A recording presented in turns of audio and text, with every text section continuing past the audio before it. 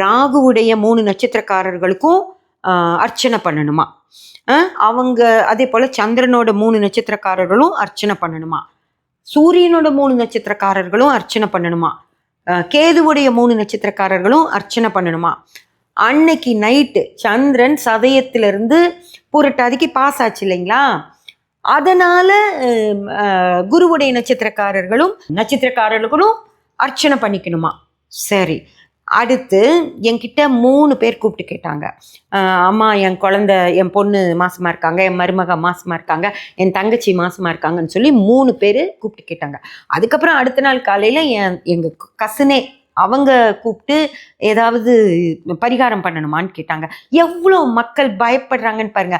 ஒன்றுமே இல்லாத ஒரு வானியல் நிகழ்வு இது. ஒரு ரேடியேஷன் கூட இல்லை. ரேடியேஷன் இருந்திருந்தா அவன் பிர்லால எல்லாத்துக்கும் ஃபுட்டு கொடுத்து சாப்பிட சொல்லி செய்ய மாட்டாங்க. அதை சன் டிவி பதிவும் பண்ணியிருக்காது.